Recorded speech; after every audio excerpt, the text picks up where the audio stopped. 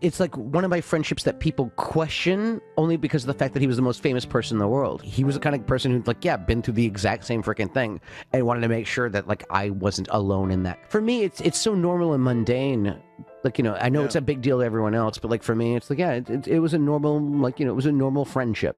Macaulay Culkin and Michael Jackson had one of the deepest and most questioned celebrity friendships of all time. Much of the world was sure there had to be something indecent or improper about the bond between these major names because of their age difference. They saw each other as friends who could finally act like children when they were together. Macaulay came to his friend's defense in his darkest times. He's still willing to stand up for him and his legacy today, even after losing him. How the friendship began.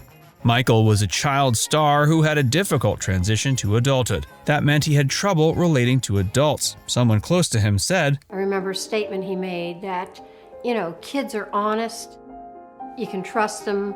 He says, I haven't been around hardly any adults that haven't ended up wanting something from me.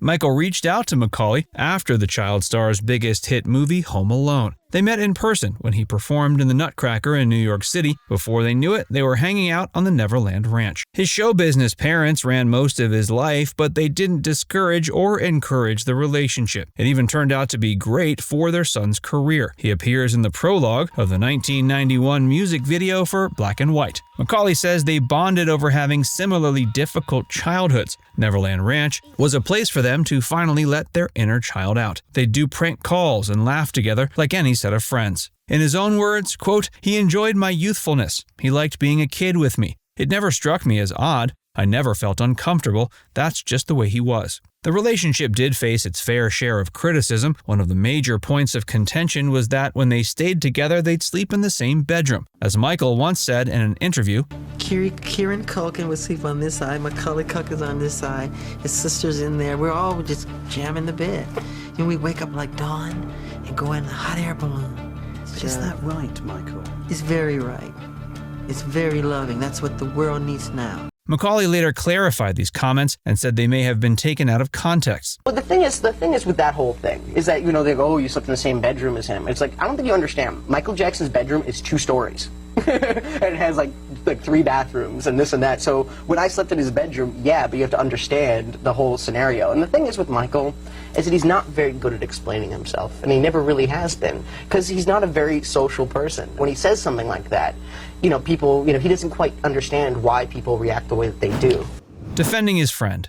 Michael Jackson was first accused of sexually abusing a child in 1993. He'd befriended 12-year-old Jordan Chandler, whose father Ethan said his son confessed details of the abuse to him and a child psychologist. They sued Michael for $30 million. The LAPD did a thorough investigation but failed to find evidence to prove the allegations. The case was settled out of court, and the Chandlers still got a settlement of $22 million.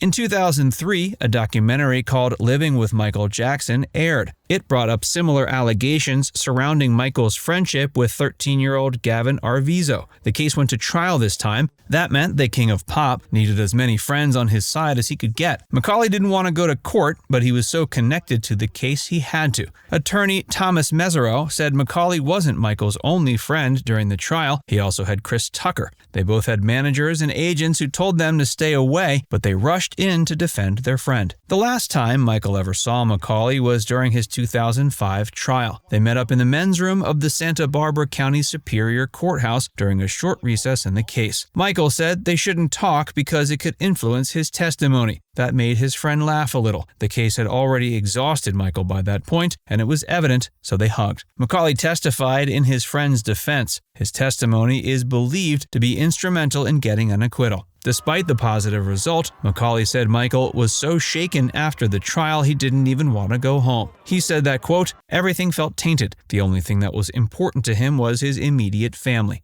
Macaulay didn't get another chance to say goodbye to his friend. Michael Jackson died June 5, 2009. What Macaulay says today.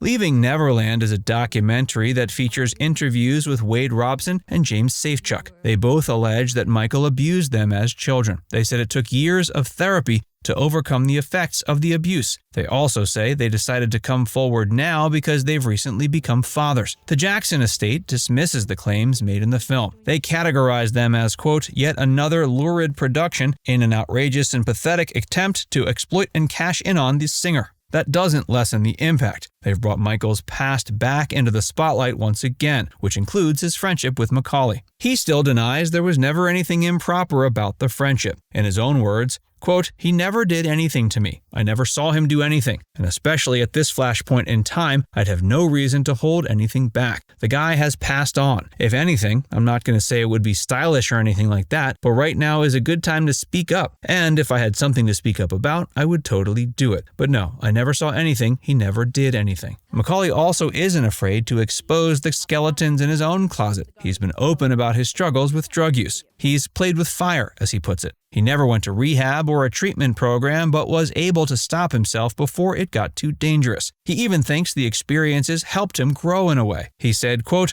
I wouldn't be the person I am today if I hadn't had drugs in my life at some point or another. That person now includes being a family man. He's engaged to Disney star Brenda Song, whom he met on the set of 2019's Changeland. After a long fertility journey, they now have 2 children, Dakota and Carson. What do the families think? Macaulay and Brenda are the godparents of Michael's children Paris, Prince, and Biji. They remain close to them. She recently sent a happy birthday message to Paris. Macaulay says he's very protective of her and they have deep love for each other. They're not seen in public too often, but the world does a collective awe when they are. She was there to see her godfather receive his star on the Hollywood Walk of Fame in December. As she once said in an interview, I'm beyond proud. It's more of a friendship. It's more family than a friendship, I think. Macaulay's brother Kieran gave his 2 cents in June of 2003 after Living with Michael Jackson aired. It wasn't as definitive, but it shared the same sentiment. He remembered how much fun he had on the ranch, especially when he went on hot air balloon rides. He feels now is not the right time to talk about anything related to Michael's past because it would become a massive news event. What he did say was he's skeptical of everything he reads about his friend. He stopped reading it because he doesn't believe it's truthful. He declined to comment on leaving Neverland because he worked for HBO. The boy's father, Kit Culkin's book Lost Boy, paints a positive picture of the Neverland Ranch. He remembers sitting together with his children on Michael's bed and how they'd fall asleep there and everywhere else on the property. He asserts he never noticed anything odd. Anytime children came to visit, it was always a well-planned trip with adults there to supervise. The other adults also gave no sense that the ranch was a so-called den of pedophilia. Macaulay isn't the only celebrity to come forth in defense. Aaron Carter was also one of Michael's close friends and supported him. Diana Ross begged the world to stop the accusations. And at the same time, there are many celebrities who feel the other way. Judd Apatow praises the Leaving Neverland documentary and says, quote, when you see it, you will know instantly that their stories are true. The film earned plenty of accolades. It got 5 Emmy nominations, including one for Outstanding Documentary or Nonfiction Special. Macaulay allegedly met up with James after the documentary came out and was asked for his opinion on it. He responded, quote, do you want to talk about your dead friend? That shut down any discussion between them. The world may never know the full truth about what happened at Neverland Ranch, and it's important to judge every new piece of information with a healthy dose of willing acceptance and guarded skepticism. Now it's time to hear from you. Do you think Michael Jackson was guilty of the crimes he was accused of? Let us know in the comments section below.